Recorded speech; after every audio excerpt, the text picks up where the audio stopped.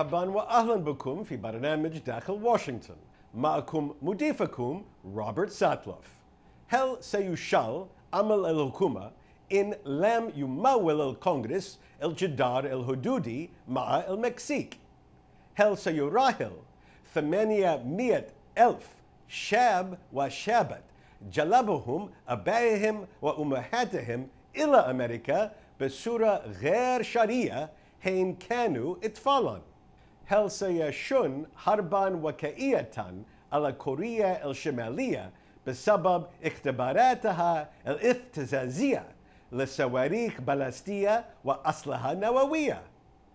ومع الأخذ في الاعتبار بعلاقاته المتأخرة مع الكونغرس، هل ترجح احتمالات أن ينشر تغريدات حول ضعف القيادة الديمقراطية أم القيادة الجمهورية أم كلاهما؟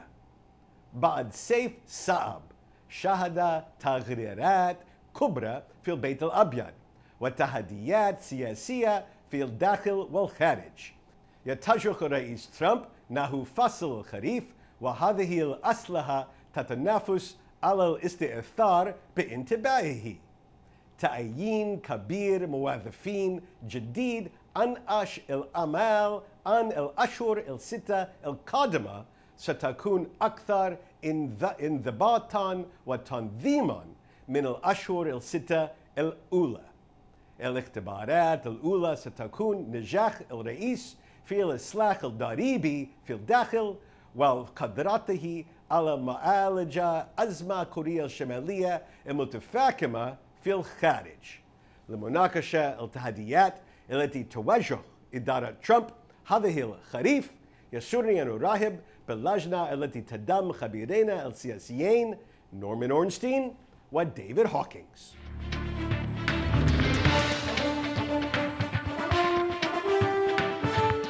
Welcome back to Dakhil Washington. Today we're sitting with our panel of political experts to discuss the summer in Washington and what autumn holds in store. Norm, David, welcome back. It's great So to be it's back. been an eventful summer with the Trump administration, Congress, and the world. We have a lot to talk about. So let's first begin with President Trump and Congress. The president has done some surprising things, working with the Democrats, against the Democrats, criticizing Republicans, with Republicans. What's going on with the relationship between President Trump and Congress? So I think we have to start with one fundamental reality about Donald Trump. Policy is not his bag. He doesn't much care or know about policy. What he wants is victories. He wants to be able to say, look at what I'm able to accomplish. Look at the deals that I'm making. He has found his own Republicans in Congress unable to make those deals. He's deeply frustrated with his own leaders. He's regularly taking pot shots at and criticizing Speaker Paul Ryan and Senate Majority Leader Mitch McConnell. And when an opportunity arose to have a victory and to stick it to his own leaders by joining together with the Democrats, Nancy Pelosi and Chuck Schumer, with a deal that the Republicans were appalled to see, that extended the debt ceiling for only 3 months when they wanted this headache off their shoulders for the entire Congress, he grabbed at it. And they're in consternation, and he's giddy because he's gotten good press for it. So, David, why is it when we look back at the summer's big vote on health care, an issue that the Republicans have been critiquing President Obama for years, when they had a chance to repeal and replace it, they failed? What happened? They did fail. What happened is that that vote focused attention on something that's been true since the day Obamacare passed, which is that the Republicans, they were all about repealing it. They were united that they wanted to repeal it. They just didn't have the replace part organized. They didn't have a plan. They never had a plan that got all the Republicans on board on the replace. Now, that having been said, in the end, Mitch McConnell, Donald Trump, were able to get 49 of the 52 Republican senators to vote for this. That's generally a pretty good percentage. That's more than 90% of the Republicans voting yes. They never even tried for the Democrats. They didn't try for a bipartisan approach. So their gamble was that they could have virtual unanimity and they came up one vote short of what they needed. So is this issue going away, the health care issue, Norm? Donald Trump has now basically said, let's move on. They can't entirely move on from this, though, because if they don't take some action, and now the Senate is actually moving in a bipartisan way to try and do something, the insurance markets will go haywire because insurers have uncertainty built in now. They don't know how many people will be a part of their so-called risk pool. They need to have healthy people joining with unhealthy people to be able to pay for the care that they give. So we're going to have to see some action. And right now we've got increasing tension between members of Congress. And one of the reasons that Republicans couldn't make this work is Obamacare is now popular out there. Obama's gone. People like having insurance. They like being protected if they have a pre-existing condition. And Republicans were going to take a lot of that away from them. Right now, what Trump and the Trump administration is doing is they're cutting off the funding for letting people know that this is the time when they can enroll in insurance plans. And the Republicans are afraid that it's going to cause chaos in the country. They're the ones who are up for re-election in 2018. So we're going to see some continuing tensions, but a real need to move forward and do something.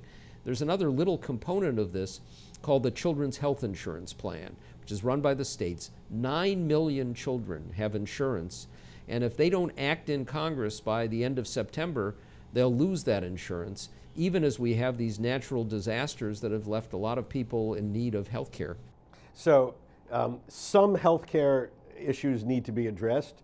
A temporary solution to the debt ceiling. David, when you look at Congress's agenda and the president's relationship with Congress over the next 3 months, what's top of the agenda?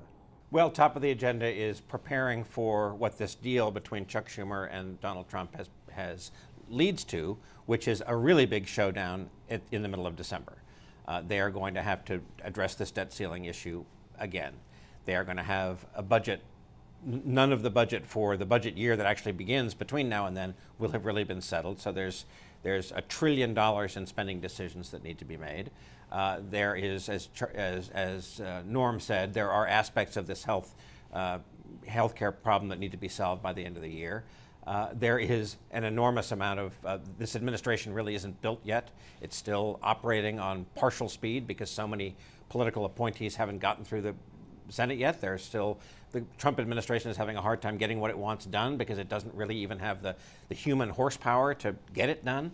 And then, of course, what we're all waiting for is, will there be other shoes to drop in the Robert Mueller independent counsel investigation, which would, of course, throw all of the legislation way up in the air. So I'm going to come back to the investigation questions later on, but in terms of Congress, the president at one time said no budget solution, no funding for my Mexican border wall. Oh yeah, the border wall. Government will shut down, and the president has said, I want a big tax reform plan. Are these issues going to get addressed in the next few months, do you think? Recently, President Trump pivoted and actually away from health care and said, I want tax reform now, move it now. And for Republicans, it's a very tricky business because of the nature of the rules. They have to pass a new budget resolution first before they can move on to tax reform, because otherwise it will require 60 votes in the Senate, not 50.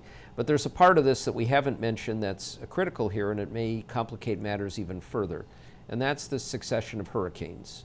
We had Hurricane Harvey that caused this devastation in Texas. We're now looking at $150 to $200 billion in federal aid going to Texas as they move to rebuild, even as we had Hurricane Irma moving up and causing deep damage in Florida, and now that's being followed by Hurricane Jose.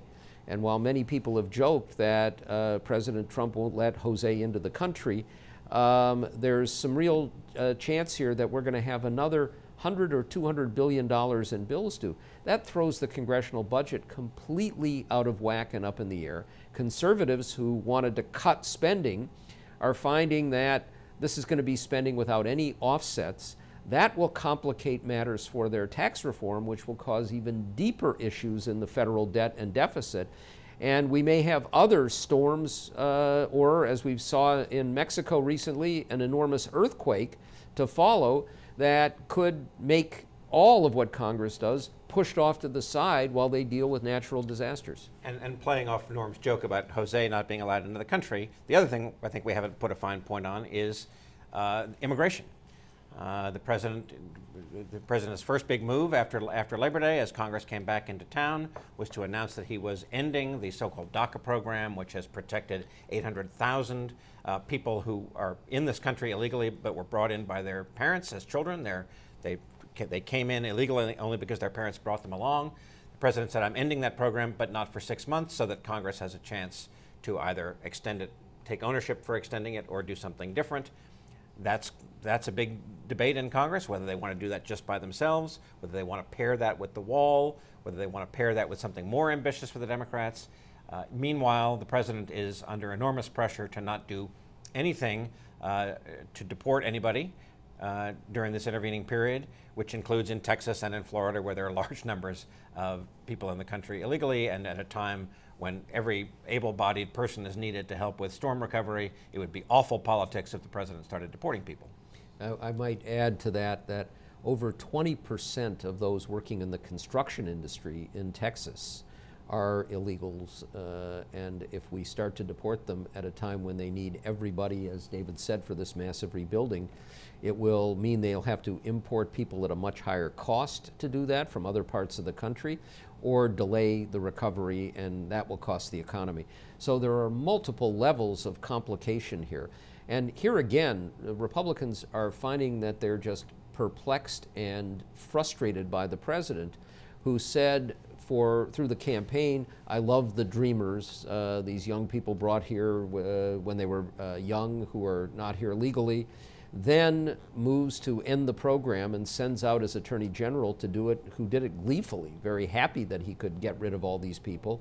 And then the president turned around and said, I want to work with the Democrats, Nancy Pelosi, the minority leader of the House, to find a way to get a new Dreamer Act through. And Republicans don't know from day to day or even hour to hour when to support the president or get a little distance from him or find out what they're going to be able to do. All right. We're going to bring this piece of our conversation to a close, come back after the break and talk about all the other items that are on our national agenda and on the White House agenda, foreign policy, domestic issues, and we're going to talk about that with Norm and David in just a moment.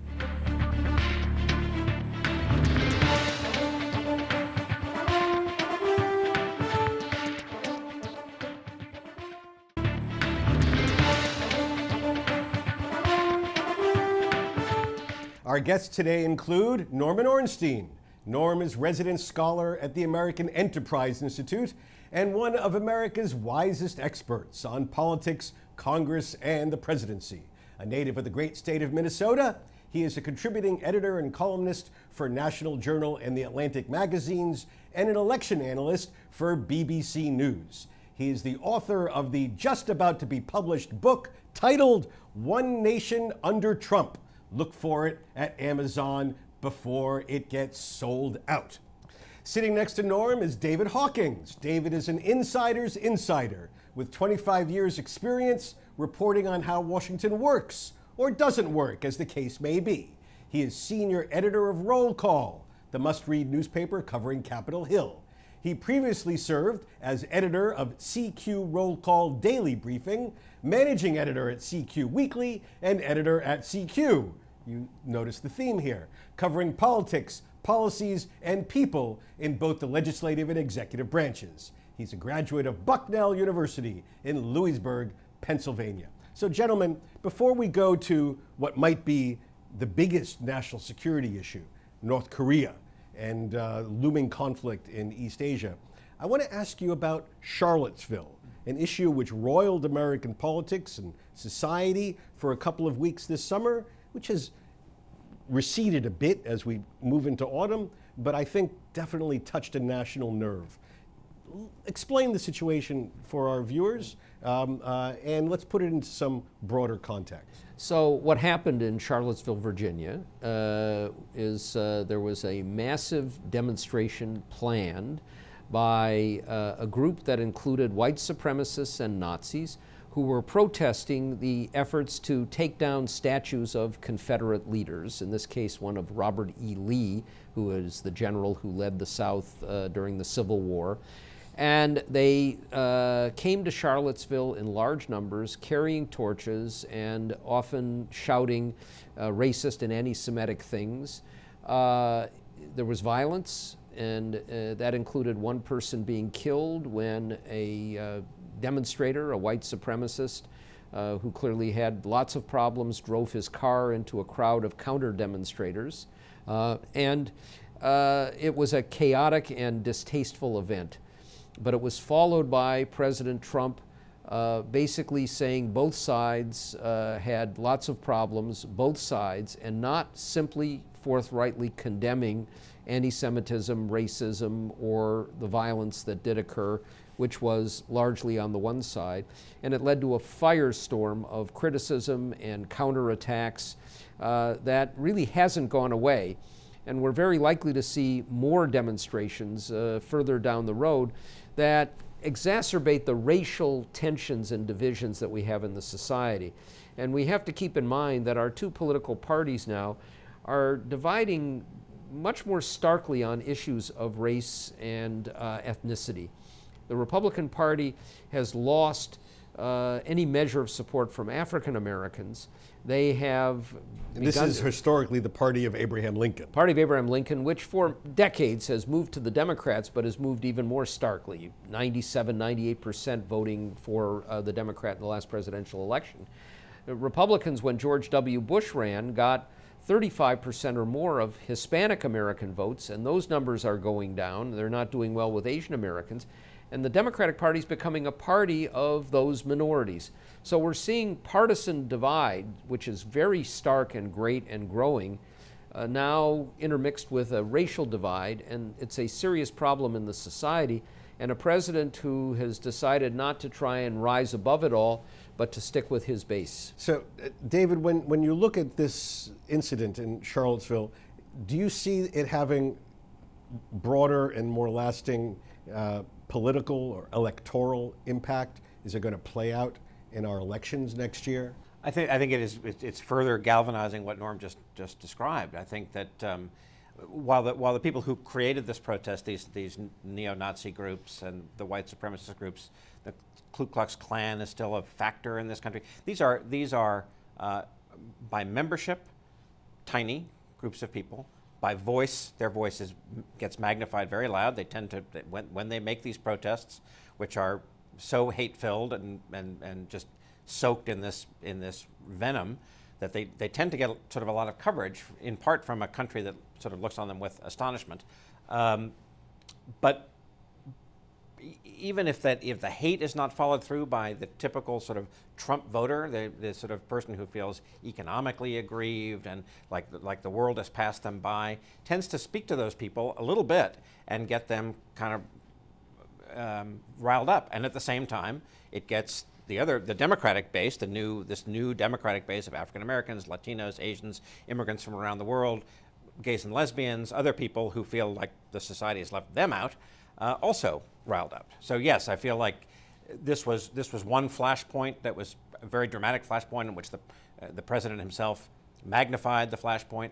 There will be more flashpoints, I think, going forward in the months ahead, and I think race and ethnicity and sort of the nature of what it is to be an American will continue to be an issue. So we only have a few seconds left, and I wanted to ask you about a totally different topic, Norm, and that is a new book, not yours. We'll talk about that separately, but Hillary Clinton, presidential candidate, Democratic candidate, lost to Donald Trump, has a new book out explaining what happened.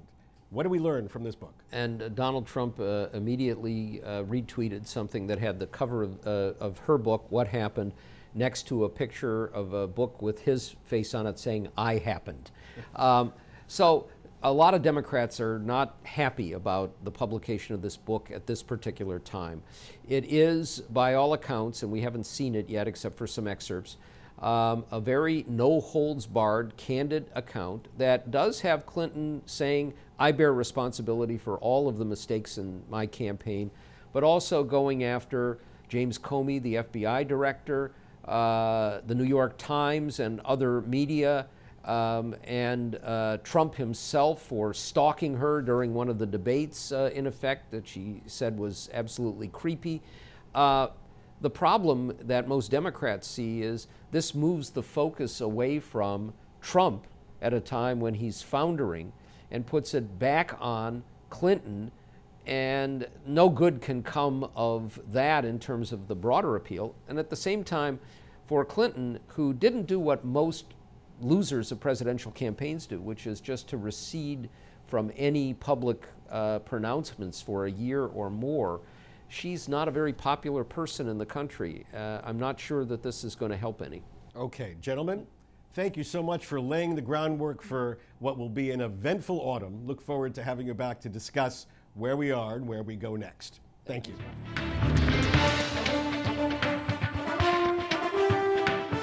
هذا نصل لنهاية هذه الحلقة من برنامج داخل واشنطن. إذا كانت لديكم أي استفسارات أو تعليقات حول هذه الحلقة، وخاصة حول العلاقة الصعبة بين رئيس جمهوري وكونغرس جمهوري، أرجو أن تراسلوني مباشرة على عنوان البريد الإلكتروني التالي insidewashington@elhura.com. معكم روبرت ساتلوف. شكرا لكم وإلى اللقاء.